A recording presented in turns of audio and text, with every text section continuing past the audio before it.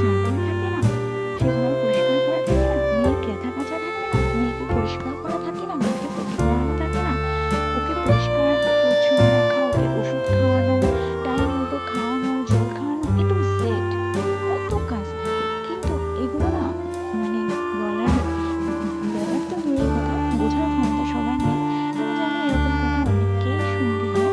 তো আজকের ভিডিওটা এরকম হবে, আমি এটাই দেখাতে চাচ্ছি যে আমি সকাল থেকে এই পুরো সকালটা আমি কি করি, যে ভাত খাওয়ার সময়টুকু পাই না। আমি জানি আমার মতো এরকম অনেক মায়েদের সাথেই এটা হয়। তো সেটাই তোমাদের সাথে শেয়ার করতে চাইছি।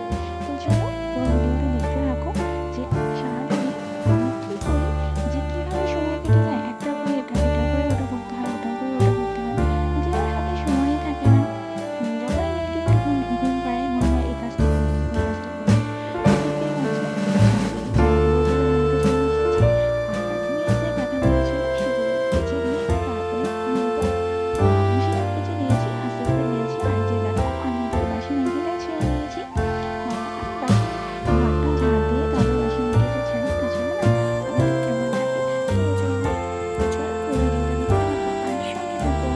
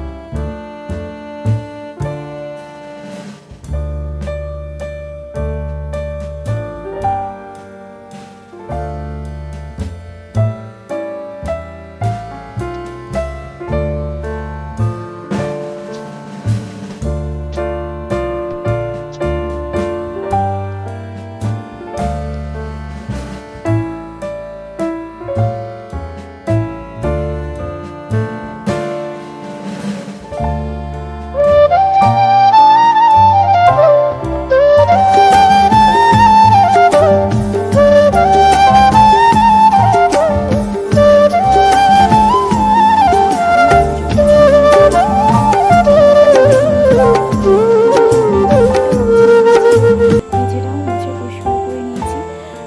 আসলে সারাটা দিন যেখানে থাকবো সেই জায়গাটা যদি পরিষ্কার পরিচ্ছন্ন না থাকে না, ঠিক ভালো লাগে না। জামা কাপড়গুলো তো ছাদে মেলে দিয়েছি, মেয়ের কাঁথাগুলো কেচে দিয়েছি। তো মোটামুটি কাজ কমপ্লিট। আর দেখো ঘরের অবস্থা তেমনই আছে, বিছানাটা এখনও তুলতে পারিনি, কারণ আমার মেয়ের ঘুম ভীষণ হালকা। একটুখানি যদি আওয়াজ হয় ওর ঘুমটা ভেঙে যাবে। তো আমি ভীষণ সাবধানে আস্তে আস্তে কাঁথাগুলো ফার্স্টে ভাঁজ করে নিচ্ছিলাম, আস্তে আস্তে ভাঁজগুলো করবো, কারণ হচ্ছে একটু যদি আওয়াজ হয় ওর ঘুমটা ভেঙে যাবে, তাহলে আর কোনো কিছুই আমার করা হবে না। তো আমি সবসময় চেষ্টা করি যাতে ওর ঘুমটা কমপ্লিট হয়, কারণ বেশি থেকেই বুঝি যে নিজের যদি একদিন রাত্রিবেলা ঠিকমতো ঘুম না হয় না, পরের দিন সকালবেলাটা ম্যাজম্যাজ করে ভালো লাগে না, খেতে ইচ্ছে করে না, শরীরটাও ঠিক লাগে না। তো সেই জন্য ওর বাচ্চাদের জন্য ঘুমটা ভীষণ ভীষণ ইম্পর্টেন্ট। ওদের ব্রেন ডেভেলপমেন্টের জন্য ঘুম খুব দরকার।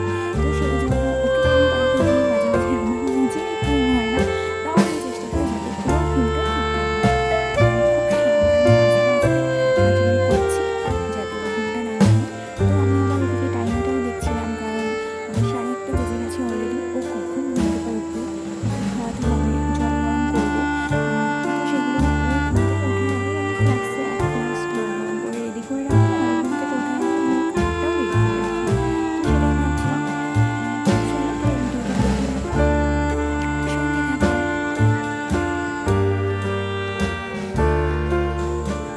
তো এই যে দেখো সোনা বাবু ঘুম থেকে উঠেই গেছে বলতে বলতে। তো ফার্স্টে একটু হাই করে দিচ্ছিলাম, ওকে বলছিলাম যে একটু হাই করো, টাটা দাও। তো সেটাই। তো যাই হোক ফার্স্টে আমি ওকে একটু উষ্ণ গরম জল খাইয়ে দেবো, কারণ আমি ঘুম থেকে উঠে ওকে একটু উষ্ণ গরম জল খাই। আর যেটা বললাম, ঘুম থেকে ওঠার আগেই আমি ফ্লাক্সে ওর জন্য জল গরম করে রেখে দিই, সারাদিন ওটাই চলে, এরপরেও আরেকবার জল গরম করতে হয়। তো দেখো যতবারই খাওয়াতে যাচ্ছি ততবারই ও কাশছিল, তো খুব ভয় লাগছিল। ও জলটা খেতে গেলে রোজই এরকম কাশে, কাশতে কাশতে বমিও করে দেয়। মানে খুব খুব সাবধানে খাওয়াতে হয়। তাও তার মধ্যে দিয়ে সাহস করে খাওয়াতে হয়, কারণ ভয় পেয়ে না খাইয়ে রাখলেও তো হবে না, খাওয়াতে তো হবেই। তো যাই হোক অল্প একটু জল খাইয়ে দেবো, তারপরে পটিতে বসাবো।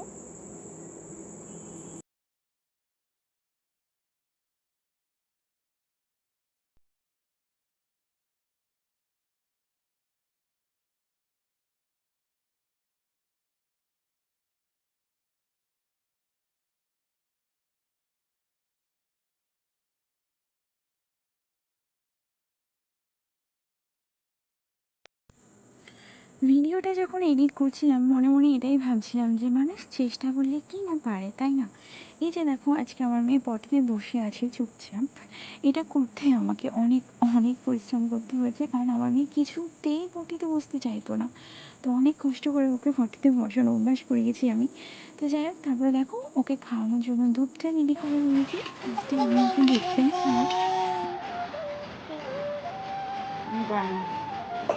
শাক শাক দেখি দেখি দেখি দেখি দেখি অঙ্গন অঙ্গন ও বাবা, দুধ না খেলে বড় হওয়া যায় না,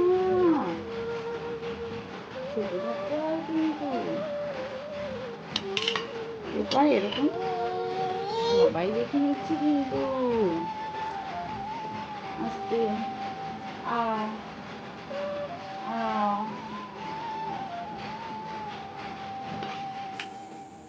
তো মেয়েকে সকালবেলার দুধটা খাওয়ানো হয়ে গেছে। তারপরে দেখো খাওয়ানোর পরে এই যে অবস্থা, এই জায়গাটায় বমি করেছে, তারপরে ওর জামা, দুধের বাটি, এগুলো সব পরিষ্কার করতে হবে। তো যাই হোক, তার আগে ওকে একটু ঘুম পাড়িয়ে দেবো, কারণ ওর ঘুম পেয়েছে। তো ওকে ও সামান্য একটু ঘুমায়, বেশিক্ষণ ঘুমায় না, 15 থেকে 20 মিনিট ঘুমাবে। তো ওকে ঘুম পাড়িয়ে তারপরে সেই কাজগুলো আমি করে নেবো।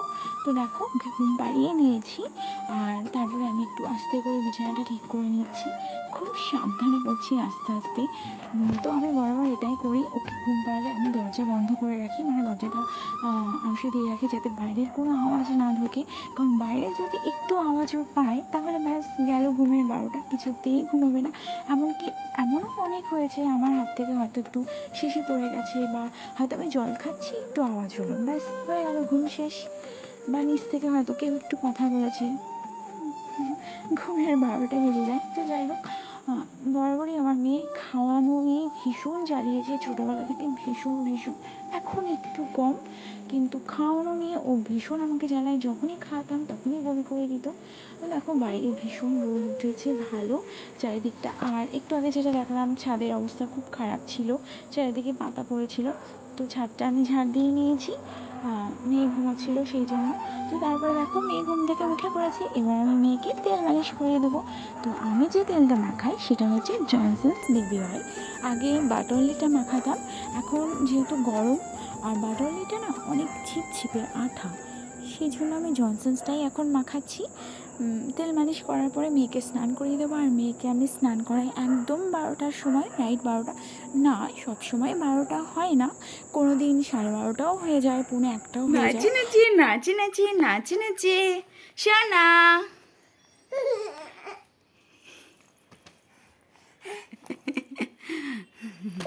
চান হয়ে গেছে। হ্যাঁ হ্যাঁ,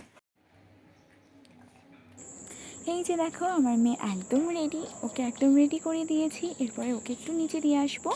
আর এই যে দেখো বিছানায় আমি চট পেতে নিয়েছি আর প্লাস্টিক পেতে নিয়েছি, কারণ যখন বিছানায় থাকে না তখন মাঝে মাঝে ও টয়লেট করে দেয়, তো কাঁথা ভিজে যায়, ভীষণ সমস্যা হয়। তো সেই জন্য পুরো বিছানাটা এরকম চট পেতে নিয়েছি, যাতে টয়লেট করলে কোনো সমস্যা না হয়। তো সেই জন্যই জানি এরকম সমস্যা প্রত্যেকেরই ভোগ করতে হয়। তো যাই হোক, যেটা বলছিলাম, আমার মেয়ে খাওয়ানো নিয়ে আমাকে ভীষণ ভীষণ জানি না তোমরা কতটা বুঝতে পারছো, যেহেতু সাদা রঙের টাইলস বোঝা যাচ্ছে না, এখানে বমি করেছে।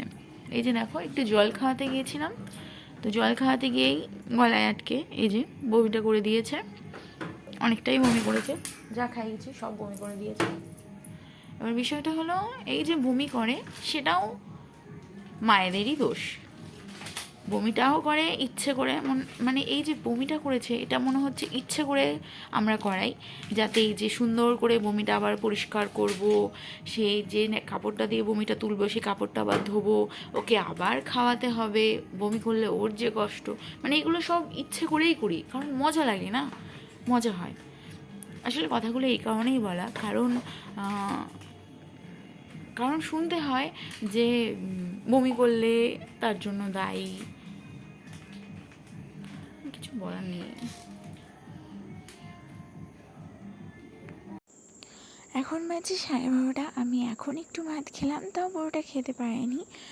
আর এই যে দেখো ঘরের অবস্থা যেমন ছিল তেমন হয়ে গেছে, আবার চারিদিকে সব জিনিসপত্র পড়ে আছে, সেগুলো আবার ধুতে হবে। ঘুমিয়েছিল একটু, বিছানা আমার ওলটপালট হয়ে গেছে, এই যে খাদে খাদে বমি করে দিল, সেগুলো আবার ধুতে হবে। ছাদ থেকে কিছু জামাকাপড় তুলেছিলাম, সেগুলো ভাঁজ করতে হবে। মানে যেমনটা ছিল তেমনটা আবার ওলটপালট হয়ে গেছে। এভাবেই আমার সকাল থেকে 12:30 পর্যন্ত সময় যে কীভাবে কেটে যায় সত্যি টের পাই না। তারপরে শুনতে হয়, কী করো সারাদিন, কী জানি। এই যে সব কিছু করে এবার দুপুরের খাবারটা রেডি করছে। যেটা বলছিলাম, যে চোখে দেখেও কিছু দেখতে পায় না, তাকে সত্যিই কিছু বলার নেই, কোনো কিছু উত্তর দেওয়ার নেই। একটা বাচ্চাকে শুধু একটু খাওয়ালেই সব কাজ শেষ হয়ে যায় না। বাচ্চাটার পেছনে 24টা ঘন্টার পরিশ্রম থাকে। বাকিটা তোমাদের সাথে শেয়ার করলাম না। যেটা বলছিলাম, আমার মেয়ে খাওয়ানো নিয়ে ভীষণ জ্বালায়, খেতে চায় না, ফেলে দেয়, বমি করে দেয়, এরকমটাই হতে থাকে। শুধু যে বমি করে তা নয়, তার সাথে পুরোটা ছড়াছড়ি হয়, সেগুলো পরিষ্কার করতে হয়। যাই হোক, ভিডিওটা ভালো লাগলে লাইক কমেন্ট শেয়ার করো, আর প্লিজ চ্যানেলটাকে সাবস্ক্রাইব করে পাশে থেকো। বাচ্চার ঠান্ডা লাগলে মায়ের দোষ। কীভাবে রাখো, ঠান্ডা লেগে যায়, কি করে ঠান্ডা লাগে। বাচ্চাকে মশা কামড়ালে মায়ের দোষ।